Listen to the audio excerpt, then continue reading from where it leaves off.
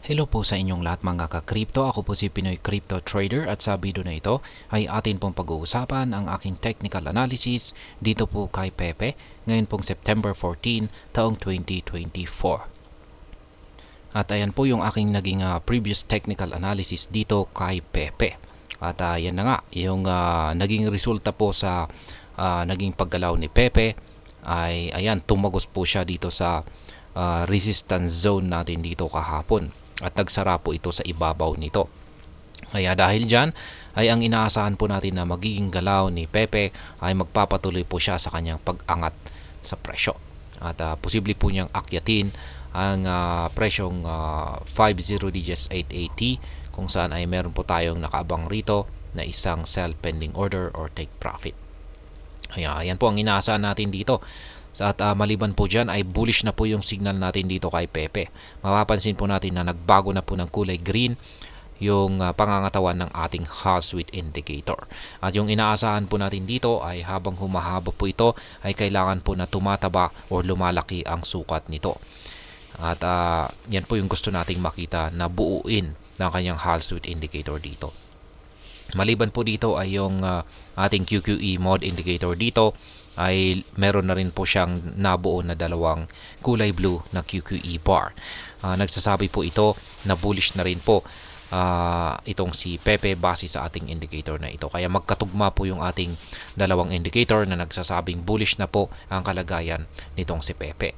Kaya dahil dyan ay yan po yung aking naging basihan kung bakit ko nasabi na magpapatuloy po sa pag-angat sa presyo itong si Pepe.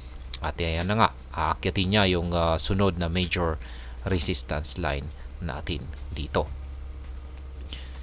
Kaya ayan, ngayon ay may posibilidad na rin na mauuwi, patuloy po itong mauuwi sa isang consolidation. Ayan, ayusin lamang po muna natin ito. Ayan, posible po siyang umabot hanggang dito. Ayan. Kapag tumagos naman po siya rito, ay syempre magpapatuloy po siya sa kanyang pag-angat sa presyo. At yung pinaka price target po natin dito ay syempre yung mataas na presyo nito o yung sunod na major resistance line natin dito na nasa presyong 40 digits 1083. Babalikan po niya ito. At yan ay kung tumagos po siya rito. Pero syempre meron pa pala tayong isang minor resistance line dito. Ayan. Kaya hindi po basta-basta na kanyang aakyatin yung sunod na major resistance line natin dito. Ayan. May sagabal po ulit na isa pang minor resistance line dito. Lagay po natin yung kanyang price level. Ito po ay nasa presyong ayan, lagay po natin. Ito po ay nasa presyong 50 digits 953. Kaya ayan, hindi po basta-basta na mararating kaagad ni Pepe yung pinaka price target natin dito. Kailangan po niyang lampasan yung mga minor resistance line natin dito. At syempre, kung pwede pong manghina yung mga bullish or yung bullish momentum ni Pepe. At kung ang hina po ito, kung nauntog po siya rito, yan, sabihin natin ay kapag nauntog po siya rito, ay possible po na ito ay mauuwi sa consolidation. Ayan.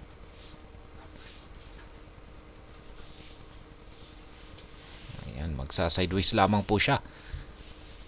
Ngayon ay dahil sa nagsisilbi na po itong yung nabasag po na resistance zone natin na ito ay nagsisilbi na po itong isang support zone.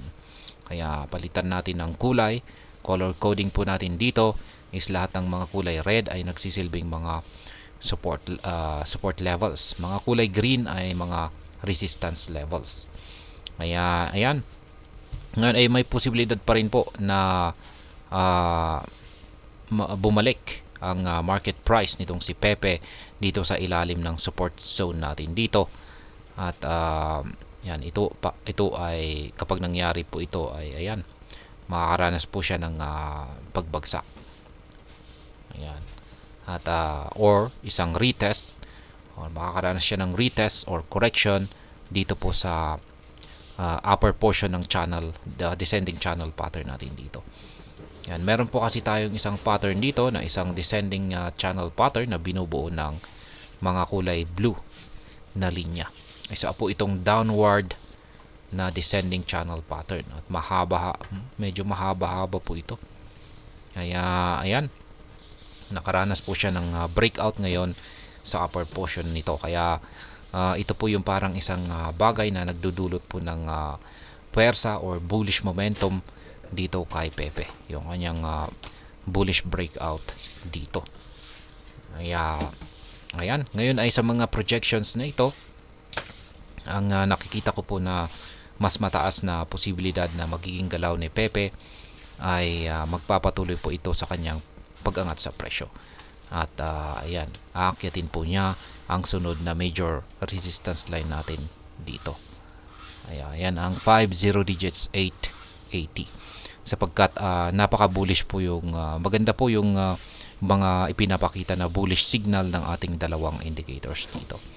Ating hazard indicator ay ayan, nag-uumpisa pa lamang po yan. At ganun din yung ating QQE mode indicator, umpisa pa lamang po yan. Ibig pong sabihin ay hindi pa tinotodo ni Pepe yung kanyang matinding bullish na pwersa. Kaya kung pag tinodo po niyan ay talagang magiging mabilis po yung kanyang mararanasang pag-angat sa presyo. Parang nag-uumpisa pa lamang po yan or naghahanda po siya na umangat. Kaya ayan, ngayon ay pagdating naman po sa ating spot trading position ay wala pong na-trigger na kahit anumang nakaabang na pending order natin ngayon.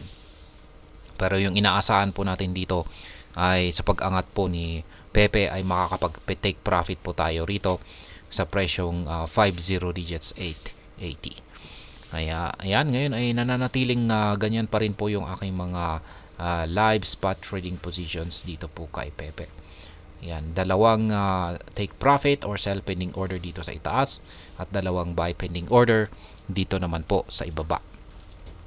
At ayan, kung gusto po ninyo akong gayahin or sabayan sa aking simpleng strategy na ito, ay malaya po kayong gawin yan. Madali lang naman akong sabayan kung saan lahat ng inyong kailangan ay inyong nakikita sa chart na ito. Sa mga hindi pa nakakaalam, ang mga kulay yellow na arrow signs dito ay kung saan nakaset ang aking mga sell pending orders or take profit. At ang mga ito ay nakaset sa mga presyo ng mga resistance levels na katapat ng mga ito.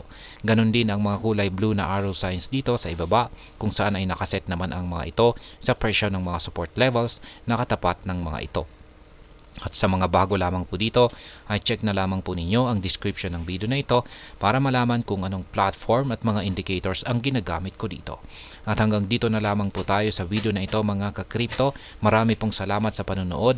Ingat po tayo lagi at God bless po sa ating lahat.